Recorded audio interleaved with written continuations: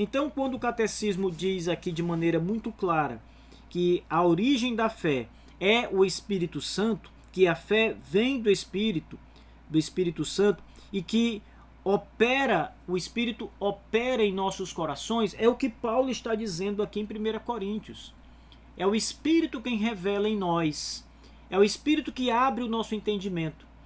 E o Espírito Santo não revela isso a todos os homens, mas apenas ao povo de Deus. As coisas, verso 14 diz, o homem natural não recebe as coisas do Espírito de Deus, porque lhe parecem loucura.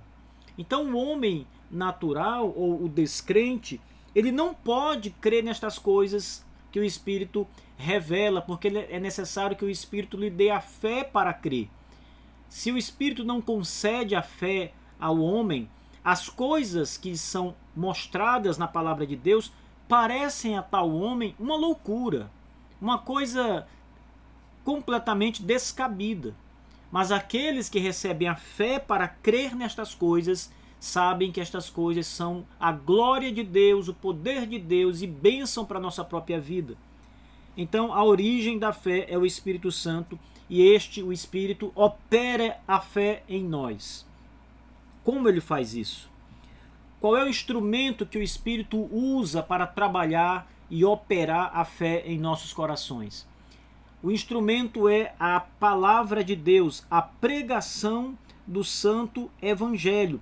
Em Romanos capítulo 10, eu acho que essa passagem também é importante aqui para a nossa leitura. Romanos capítulo 10, verso 17, esse aqui é um dos textos que o catecismo usa para confirmar o que ele está dizendo aqui.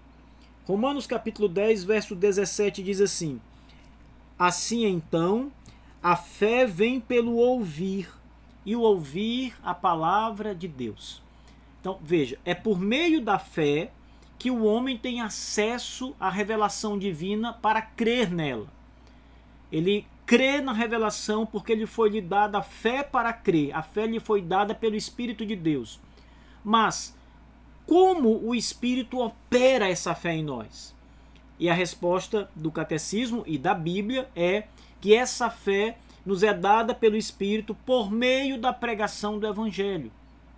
A fé vem pelo ouvir, diz Paulo, e o ouvir não qualquer coisa, mas o ouvir a palavra de Deus. Então esse é o canal que o Espírito Santo usa, as Escrituras Sagradas, para nos dar fé para crer nas grandes verdades reveladas na Escritura Sagrada. O meio pelo qual o Espírito trabalha em nós é a palavra de Deus, a pregação da palavra de Deus. Ora, imagine um artista, um escultor. O escultor, ele é o Espírito Santo de Deus. E o Espírito Santo de Deus, que é o grande artesão e o grande escultor, ele usa uma ferramenta para poder esculpir a rocha, a pedra, para lapidar, para dar forma. Ele tem então o seu martelo, ele tem as suas ferramentas próprias para fazer a escultura. E o que está sendo dito aqui é que a fé é um dom do Espírito Santo de Deus e que a palavra de Deus são as ferramentas que o Espírito usa para esculpir essa fé em nosso coração. Então essa ilustração talvez possa nos ajudar a entender a operação espiritual que é realizada em cada um dos crentes quando a fé lhe é dada pelo Espírito Santo de Deus por meio da instrumentalidade da pregação da palavra. Então, quando um pastor está pregando o Evangelho, quando alguém escuta a pregação do Evangelho e crê no Evangelho, significa dizer que o Espírito de Deus, por meio da pregação, que são as suas ferramentas, operou poderosamente naquele homem ou naquela mulher para que ele cresce em Jesus Cristo como Senhor e Salvador. Para que a fé estivesse em seu coração e ele abraçasse aquelas verdades salvíficas com fé e alegria. Então tudo isso é uma operação de Deus, do Espírito Santo de Deus, que usa a fé e que usa a pregação da palavra como instrumento para operar a fé em nosso coração. Esses dois pontos são bem interessantes, pessoal, porque apesar de que há uma divergência aqui na posição reformada e calvinista, que é exatamente essa posição que eu estou apresentando para vocês. A posição arminiana, por exemplo, não considera a fé como um dom de Deus, mas como um atributo do homem. Então, se você observar a ideia semi-pelagiana e a ideia arminiana, a fé acaba sendo algo que depende exclusivamente do homem.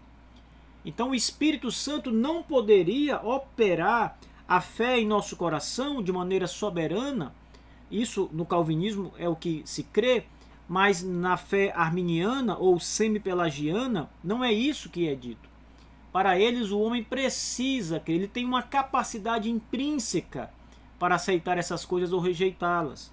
Mas a Bíblia não nos diz isso, ela diz que o homem natural não aceita as coisas de Deus. Essas coisas sempre vão lhe parecer loucura.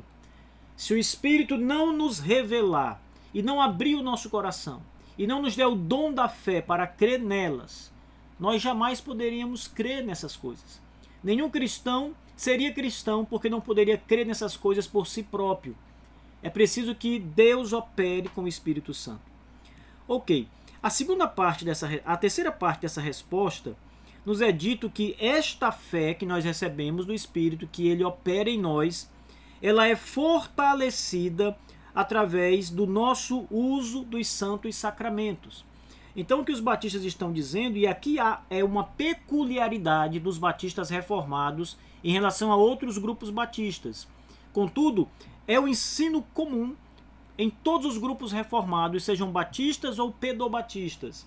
E o ensino é que os sacramentos, o batismo e a ceia do Senhor, fortalecem a nossa fé. Então, quando você participa da ceia do Senhor, por exemplo, nós entendemos que ali Deus, pelo Espírito Santo, fortalece a fé que uma vez lhe foi dada.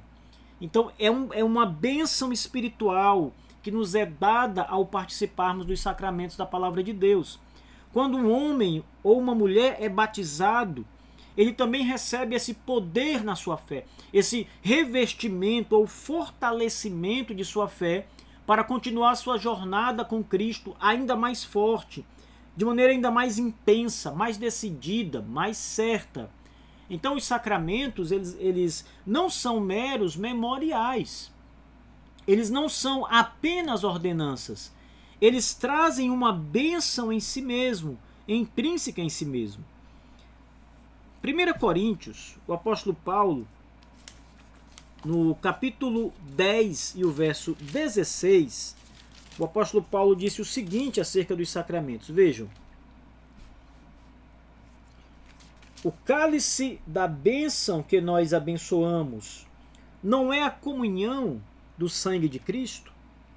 O pão que nós partimos não é a comunhão do corpo de Cristo? Note bem que o apóstolo Paulo, ele chama o cálice de vinho e o pão também, ele chama de cálice da bênção. O que Paulo está nos ensinando aqui é que aquele cálice traz uma bênção nele. A bênção do cálice não é apenas a ideia de que ele simboliza o sacrifício de Cristo por nós. Ele simboliza isso. Essa percepção está correta. Mas veja, ele não seria um sacramento se ele fosse apenas um símbolo vazio. Se ele não tivesse, além da simbologia, esta bênção prometida. Então, quando você participa da ceia do Senhor, ou quando você, no caso aqui, o texto trata-se especificamente da comunhão, isto é, da ceia, o texto fala do cálice de vinho e do pão. O cálice de bênção que nós abençoamos não é a comunhão que nós temos no sangue de Cristo, e o pão que nós partimos não é a comunhão no corpo de Cristo. Então, Paulo nos ensina que o cálice e o pão são a nossa comunhão com Jesus Cristo, Filho de Deus, que morreu por nós, se entregou por nós, e ele chama isto de bênção.